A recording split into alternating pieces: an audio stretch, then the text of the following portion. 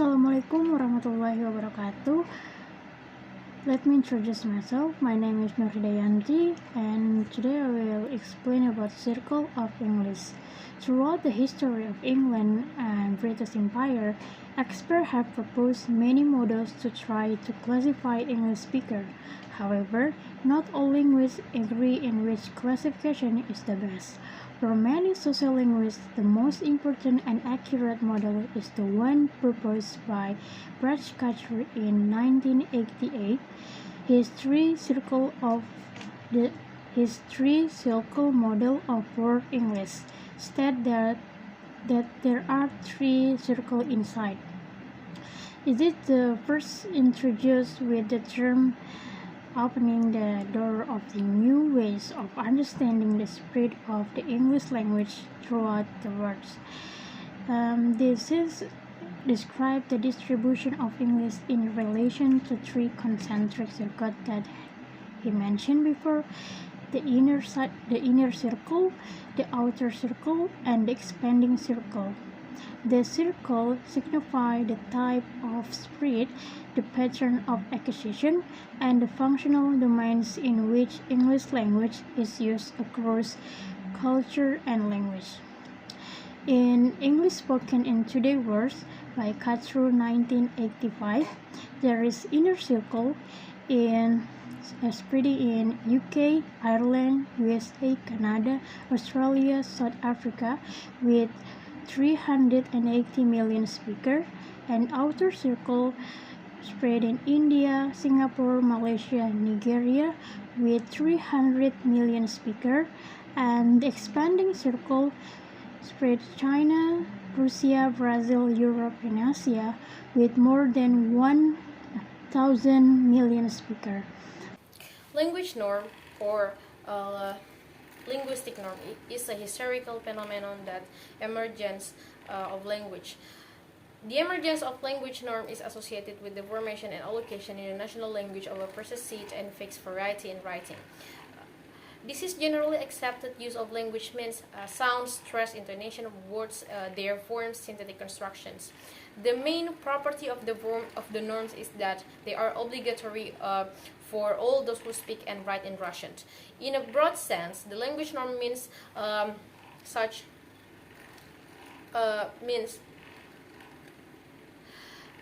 the methods of speech that spontaneously forms over many centuries, which usually distinguish one type of language from others.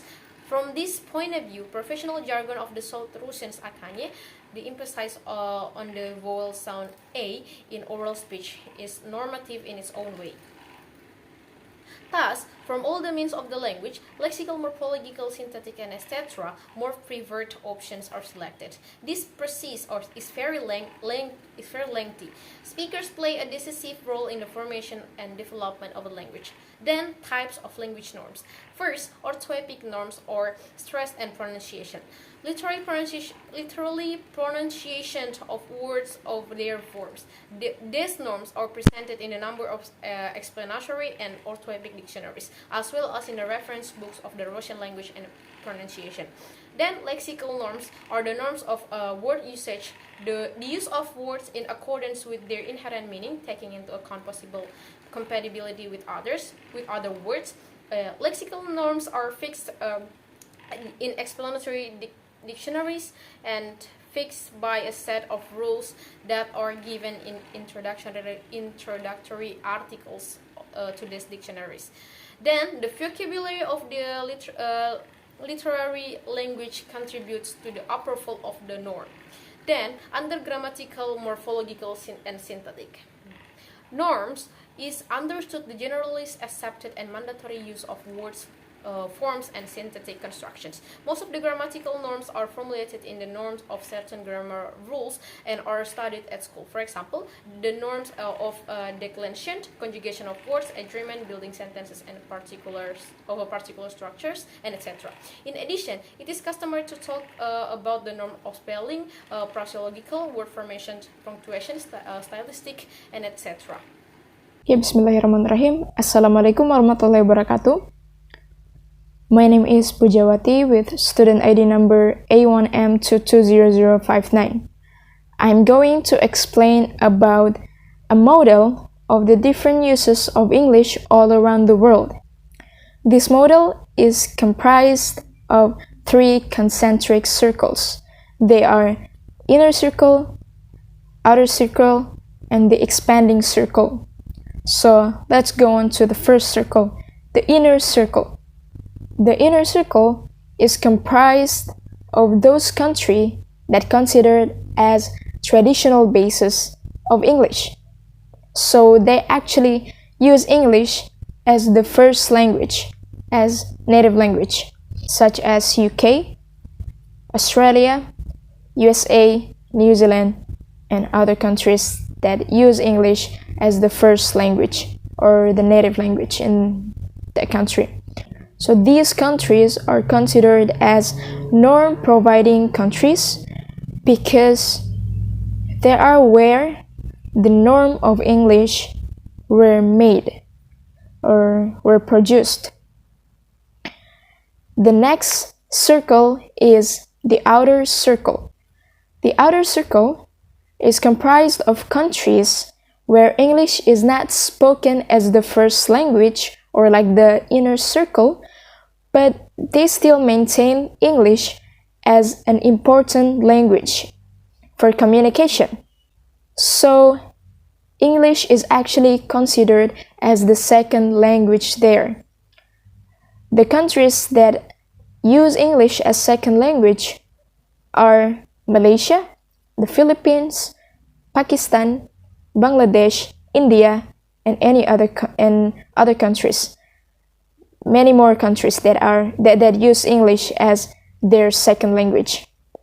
And these countries are labeled as norm developing countries because the norms produced from the inner circles are developed in the outer circles. That's why they are considered as norm developing countries. And the last circle is the expanding circle. The expanding circle includes much of the rest of the world's population. It includes the countries that do not hold its historical or governmental importance towards English, but they classified English as a foreign language. So there are many countries actually that included in the expanding circles, including Indonesia, Russia, China, and Japan. So these countries are considered as norm-dependent countries because they actually they do not develop or reproduce norms like in the outer circle, but they completely depend on the norms that produced by the inner circle or native language.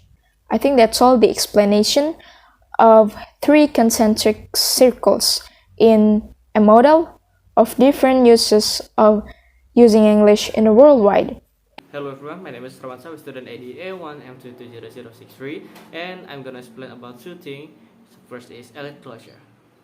Elite closure is a type of social mobilization strategy in which people in power establish or maintain their power and privilege through linguistic choices. More concretely, elite closure is achieved when elites successfully use official language policies and their own informal pattern of language use to limit the access of non-elite groups to political situation and socio-economic advancement. Elite closure is possible because of three linguistic universals, namely, not everyone in the same community speaks the same linguistic varieties. 2. The linguistic diversities used in any community is generally allocated to different situational uses. And 3. All varieties are evaluated positively or negatively by community members according to their use in certain types of interaction. And the second thing I would like to explain is the rise of elite closure. Because different people control different varieties, because the same varieties are not appropriate in all situations, and because varieties are evaluated differently, for all reasons elite closure is available as a powerful language strategy. Elites are separated from others in the following manners.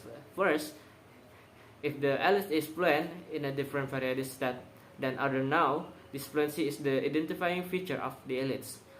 Two, if elite use especially in public situation, a variation that differ from one used by others, then the pattern of use is a means of identifying members of the elites. That is, the eloquence and pattern of use are clearly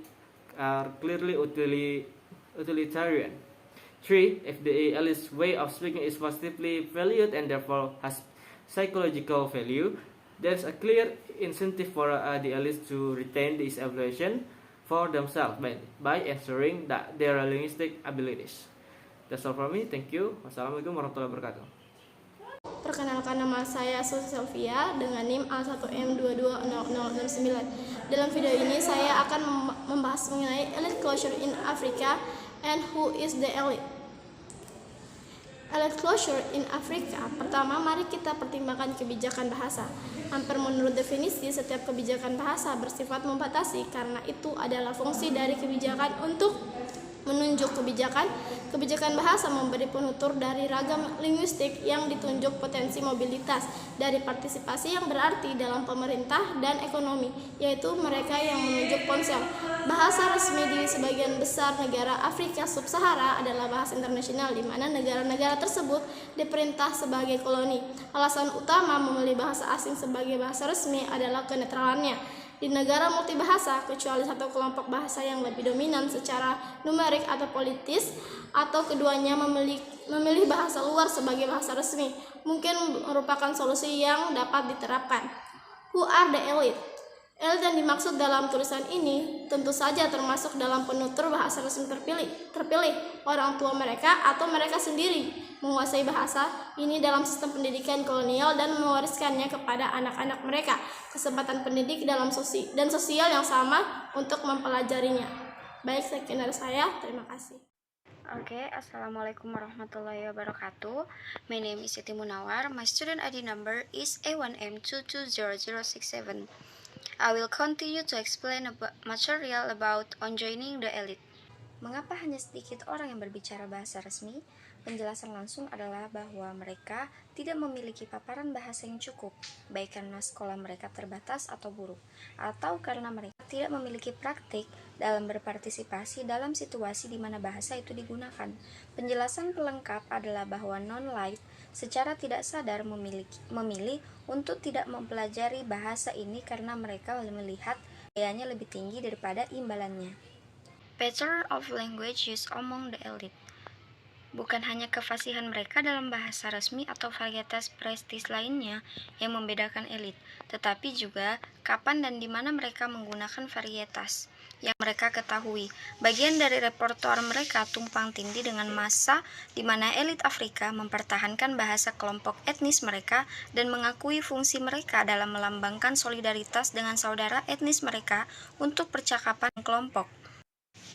Beberapa elit urban yang mungkin jarang menggunakan bahasa ibu mereka di rumah perkotaan mereka mengirim anak-anak mereka ke kampung halaman selama liburan sekolah agar mereka dapat belajar bahasa etnik. Mereka juga mengetahui dan menggunakan lingua franca asli seperti Swahili di Afrika Timur dan bahasa Inggris di Pidgin di Nigeria Selatan atau Hausa di Nigeria Utara dan sering menggunakan dalam pertemuan antara etnis di mana status tidak menonjol. Ini berarti mereka banyak digunakan dalam pertukaran layanan dari semua jenis dan dalam percakapan santai. Tapi, apa yang membedakan elit dari non-elit adalah seringnya mereka menggunakan bahasa resmi, baik untuk bisnis maupun dalam kehidupan pribadi mereka. Assalamualaikum warahmatullahi wabarakatuh. Let me introduce myself. My name is Rama Samtang Putra, and in this video I would like to explain about English in Europe. As a native language, English is mainly spoken in the United Kingdom and Ireland. It also has an official status in Malta. In the Kingdom of Netherlands, it also has an official status as a regional language in the island of Saba and Saint Eustatius. In other parts of Europe, English is mainly spoken by those who have learned it as a second language. And according to a survey that published in 2006, it is revealed that 13% of Europe citizens spoke English as their mother tongue, and 38% of Europe citizens state that they have sufficient English skill for a conversation, and then the total is 51%. Okay, I think that's all from our group presentation. I think that's all. Thanks for your attention. Assalamualaikum warahmatullahi wabarakatuh.